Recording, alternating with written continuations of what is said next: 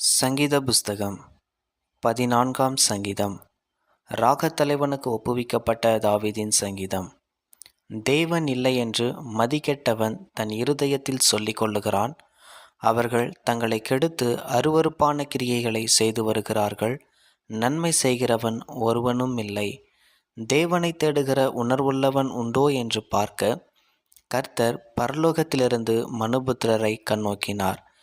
எல்லோரும் வழிவிலகி ஏகமாய் கெட்டுப்போனார்கள். நன்மை செய்கிறவன் இல்லை, ஒருவனாகிலும் இல்லை. அக்கிரமக்காரரில் ஒருவனுக்கும் அறிவு இல்லையோ?